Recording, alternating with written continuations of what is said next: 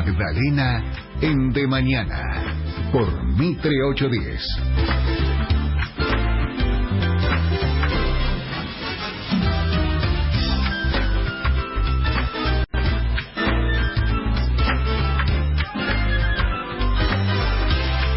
Bien, 12 del mediodía, ya 13 minutos, estamos con Magdalena como cada lunes, miércoles y viernes. ¿Cómo le va, señora?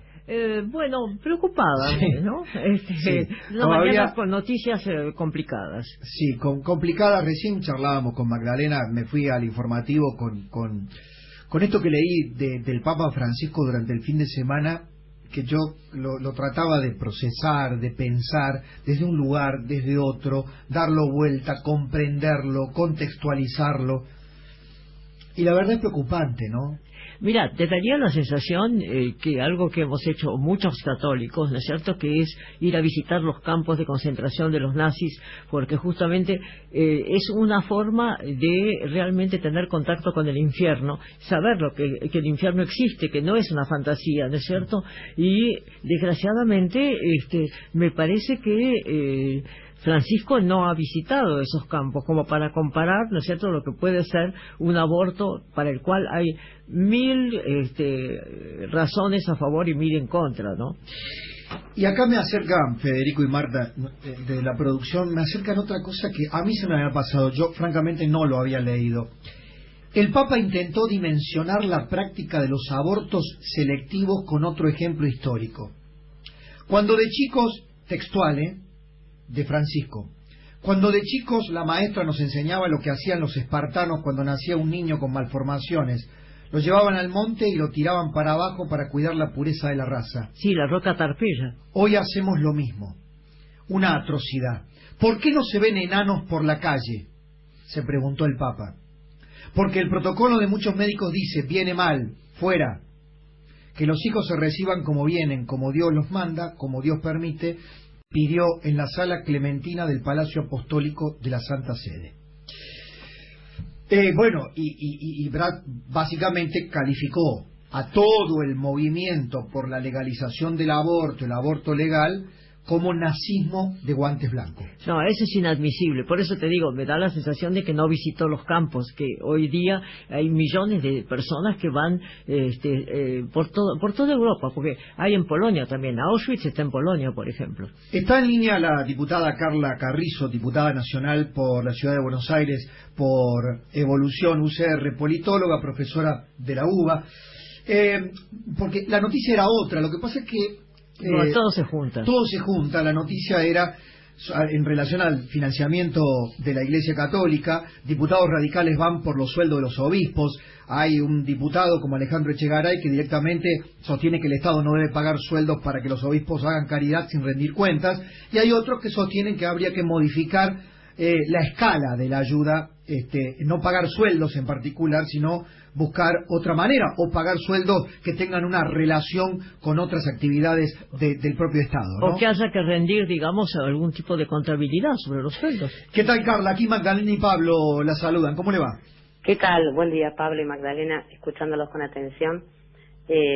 Vamos primero por lo primero, coincido con el comentario inicial. Creo que fue una desmesura la afirmación del Papa con respecto al debate sobre la legalización del aborto en la Argentina. Creo que esa confusión entre las reglas de un Estado no democrático, como es el Vaticano, y las reglas de un Estado democrático, como es la Argentina, tienen que ir ordenándose en el país. Y lo lamento mucho porque es obvio que el totalitarismo no se elige, el totalitarismo se padece. Pero esta confusión en palabras, también se usó la palabra genocidio entre muchos de los que lideraban en contra de este proyecto, que creo que fue un ejemplo, el modo en que lo debatimos, el modo en que se construye un dictamen, usar palabras muy fuertes y que todos sabemos que es una experiencia de la condición humana en regímenes totalitarios, confunde, no ayuda, y sobre todo porque se usó mucho la idea del genocidio y ahora se cierra esta idea, digamos, con el nazismo de guantes blancos. Y lo que sorprende es que lo que hemos visto, y esto lo hemos padecido diputados de todas las provincias y demás, no importa si provincias grandes o chicas, las presiones. Yo misma tuve que hacer una denuncia penal por extorsión en el modo de votar, A ver, ¿cómo fue eso, Carla? No, así le pasó al diputado Negri. No, lo de Mario sí lo conocemos, por supuesto. Hemos hecho muchas denuncias en la oficina en el Departamento de Delitos Informáticos, ya en el caso del Ministerio Público Fiscal, que dicho sea de paso, probé que funciona muy bien, se han metido con la intimidad de nuestros hijos. Entonces, a mí lo que me asusta es que esto, de alguna manera, esta posición, este mensaje con tanto contenido de agresividad, legitima el modo en que muchos militantes, que es una minoría intensa de quienes militan por el no, crean que está bien insultar, agredir al Congreso, a los representantes del Congreso, y eso me preocupa, porque la verdad que en los 2 meses de debate, que fueron 2 meses continuos con más de 700 expositores, 15 audiencias públicas, el Congreso demostró que controlaba la agresión, que podíamos escucharnos a nosotros mismos, y fue un debate sumamente enriquecedor, de manera que es una pena que no lo pueda ver, que la Iglesia Católica no puede acompañar este aprendizaje colectivo, no solamente aprendizaje para debatir temas complejos, sino el modo en que lo hicimos. Y entonces me parece que eso hay que reflexionarlo, y entonces me parece muy bien que empecemos a ordenar esos mundos que a veces se confunden, el mundo de la política, de la democracia y los códigos de un Estado que obviamente tiene sus reglas, un Estado confesional como el Vaticano, y está muy bien, pero que no se pueden imponer en un Estado democrático. Entonces me parece que hay que ir a ordenar, y en esa línea los proyectos que tanto Alejandro Echegaray y otros diputados venimos trabajando, en realidad compartir con la ciudadanía que son 6 leyes, digamos, que existen en el país, decretos leyes, en realidad, que le dan a la Iglesia Católica un exceso de financiamiento que ni siquiera la Constitución del artículo 2 lo avala. Una es la de Longanía, claro, ¿qué te iba a decir eso? Son todas leyes, digamos, que el país vivió antes sin esas leyes, pero una fue la Longanía, y las 5 otras leyes fueron durante el proceso. Sí, 4 firma Videla y una Viñone. Viñone, exactamente, Magdalena. Y ahí lo que estamos viendo, nosotros creemos que este aprendizaje democrático, necesitamos ir hacia la equidad de cultos. La palabra del siglo XXI es la equidad de géneros, equidad entre géneros. Bueno, necesitamos ir que la Argentina democrática avance hacia un sentido de equidad de cultos, porque la verdad que es muy injusto y genera un trato desigual para los argentinos, un trato coactivo, porque quien no es católico está financiando la Iglesia Católica, un culto que no profesa, y además su propio culto. Entonces necesitamos también construir con cuidado y con responsabilidad y con grandeza, transitar este andarivel de tener equidad de cultos, porque esta pregunta se disparó cuando fue el jefe de gabinete en abril, más o menos, que justo iniciábamos el tema del aborto, digamos, la legalización, y estábamos ahí con el fracaso de la ley de educación sexual y otros tantos fracasos, ¿no? Y entonces ahí se puso un poco en evidencia esta idea de avanzar hacia un equilibrio entre la voz pública de la Iglesia Católica y la voz que tienen que tener todas las religiones del país. Además, diputada, si hay libertad de cultos, ¿no es cierto?, se supone entonces que todos los cultos deberían estar en la posición de igualdad con respecto a los presupuestos que reciben. Exactamente. Y entonces ahí como que, empezamos a investigar. En realidad este grupo de trabajo en el Congreso con respecto a todo lo que es la equidad de culto empezó también con Manuel Garrido, cuando era diputado. Son básicamente 3 proyectos. La idea de, los sueldos, porque en realidad pagamos sueldos a la estructura jerárquica, pero también pagamos pensiones vitalicias a quienes se jubilan. También tenemos asignaciones a todo lo que son los curas, digamos, de fronteras o de lugares dificultosos, pero también tenemos becas para todos los seminaristas. En algunos casos son equivalentes al escalafón 10 de cualquier funcionario de la administración pública, y también tenemos pasajes para todos los diputados, para todos los, para todo lo que es el movimiento interior y con el exterior. Y eso es una simetría, porque en realidad el Estado ya cumple con el artículo 2, porque hay muchas transferencias que digamos, están muy bien en algunos casos. Claro, digamos que el artículo 2, para el resto de la gente, de nuestra Constitución, establece que el gobierno federal sostiene el culto católico apostólico romano.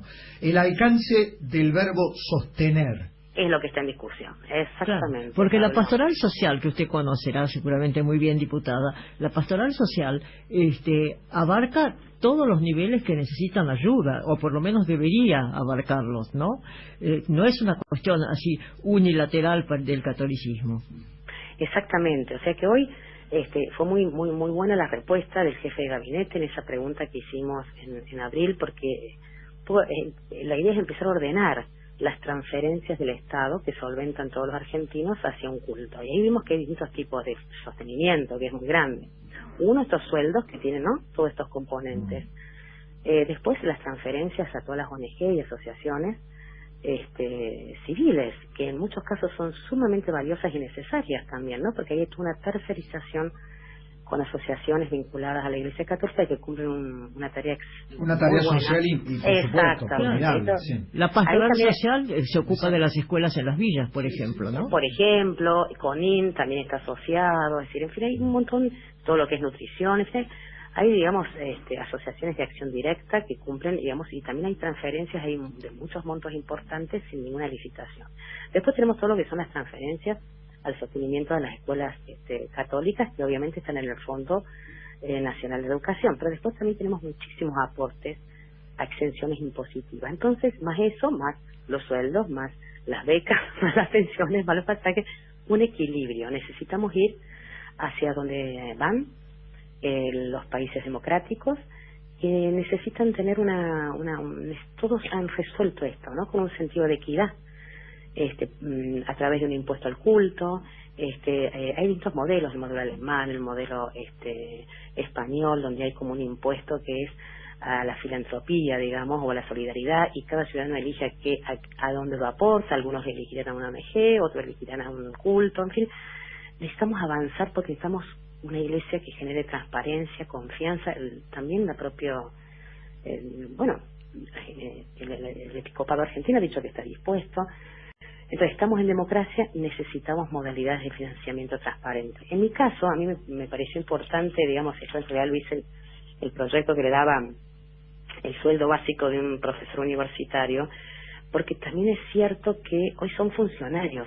Digamos, cuando uno recibe un sueldo, no importa si se llama asignación o sueldo, digamos, califican como funcionarios. Y los funcionarios públicos no solo tienen derechos, tienen responsabilidades, tienen obligaciones. Esto surgió hace 2 años, cuando tuvimos la denuncia del abuso de los niños hipoacústicos en el Instituto Próbolo. ¿Cómo puede ser que la Iglesia no sea responsable si tiene establecimientos educativos? ¿Cómo puede ser que la Conferencia Episcopal no controle quiénes están a cargo de esos niños? ¿Cómo puede ser que la Iglesia no cumpla con la Ley 26061 que obliga a las denuncias cuando hay abusos en sus instituciones? Entonces, si son funcionarios, tienen que cumplir. ¿Cómo puede ser que no cumplan las instituciones, las escuelas católicas, con una ley nacional de educación sexual? Como lo dijeron 2 ministros de 2 partidos distintos, ¿no? Ginés González y Rubinstein dijeron fracasó la ley de educación sexual porque no se cumple en el país. Bueno, necesitamos poder exigir, si es que vamos a tener algún vínculo de financiamiento con aporte estatal. Esa es un poco la idea. Sí, concretamente, en el caso de los obispos, Carla, ¿cuál sería la propuesta de ustedes? Bueno, nosotros en realidad lo trabajamos esto hace 2 años porque yo estoy un poco en la bicameral del Defensor del Niño junto a otros diputados y senadores, y fue muy impactante el tema y trabajamos muchísimo el tema del abuso sexual infantil. Y bueno, como ocurre en Chile, ocurre en Argentina, y la opacidad que ocurre en una protección coactiva en muchas instituciones. Estamos trabajando en esa legislación hace mucho tiempo, y entonces necesitamos responsabilidades públicas. Como ¿qué descubrimos? Descubrimos que necesitamos una iglesia que defienda valores democráticos. Necesitamos que la Constitución ingrese la Constitución a las iglesias, porque no podemos tener un Estado dentro de un Estado que, digamos, que genere reglas que violan las normas democráticas. Lo único que tenemos en común son las reglas que hemos decidido para vivir, y esas reglas son democráticas, no son religiosas. Entonces, como decía, un gran principio laico, la Charta Laica del Estado francés que se enseña en las escuelas primarias es excelente, y dice: si vienes a mi escuela a rezar, iré a tu iglesia a pensar.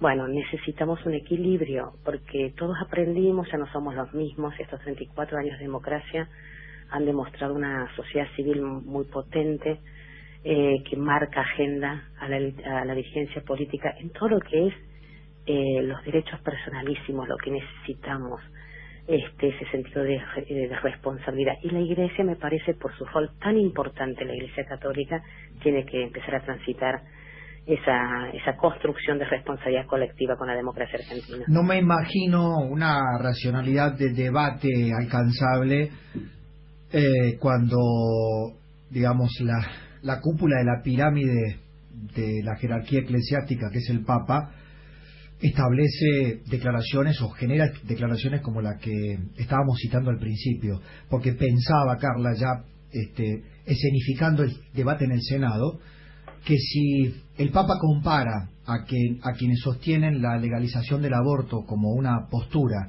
que son casi comparables a los genocidas nazis, ¿qué esperar si esa es la expresión de la máxima jerarquía? ¿Qué esperar de quienes lleven adelante su representación? ¿Qué esperar de los seguidores de la Iglesia Católica? ¿Qué esperar de todos aquellos que se han manifestado en defensa de las dos vidas?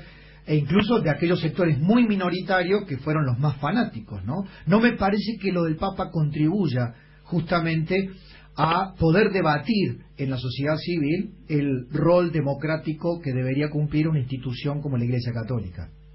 Bueno, tendremos que enseñarle al Papa. Tal vez podremos sacar los 129 diputados que apoyamos este dictamen, que a través de una carta institucional a la Secretaría de Cultos y a partir de eso al Estado argentino, para solicitar que se disculpe, porque no coincidir no da derecho, digamos, a cuestionar las instituciones democráticas o lo que deciden las instituciones democráticas del país.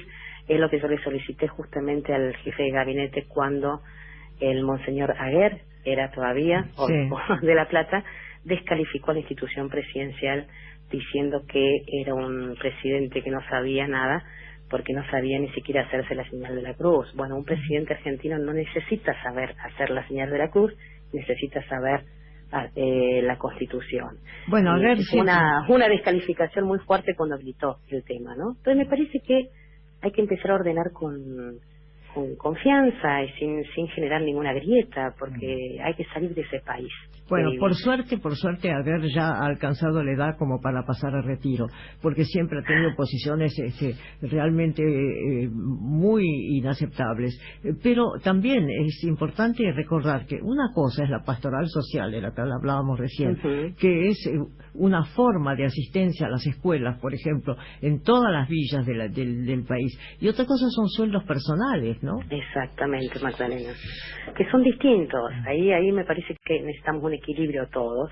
Esos mismos han dicho que necesitamos una modalidad, digamos, de financiamiento distinto, porque si no lo otro es una cuestión muy coactiva para quien no ejerce ese culto en la Argentina. O sea, hay se viola el principio de igualdad de cultos, digamos, para todos los ciudadanos. Entonces ahí me parece que ya que vamos a hacer un gran esfuerzo fiscal todos, digamos, y eso está buenísimo, lo primero que tiene que ocurrir es el ajuste en la política cuando eso es un exceso, también en todas aquellas instituciones que son importantes en la construcción del consenso y la cultura de la Argentina, ir hacia una idea de equidad fiscal. Los ciudadanos tienen derecho a su ciudadanía fiscal y a la equidad de cultos en la Argentina. Carla, un placer, muchas gracias por el diálogo. A ustedes, siempre un placer escucharlos. La diputada nacional Carla Carrizo por la ciudad de Buenos Aires, cordobesa ella, cordobesa, tiene su prima también, Soledad Carrizo, que es representante de la Unión Cívica Radical. Bueno, Magdalena, un placer como siempre. Espero que no nos y en este caso un placer, sí, por supuesto, estar sentados en esta mesa, pero por otra parte una enorme tristeza de ver que en un mundo, ¿no es cierto?, en donde se supone que hay cierta distinción distinción entre lo bueno, lo malo, lo perverso y lo justo, ¿no es cierto?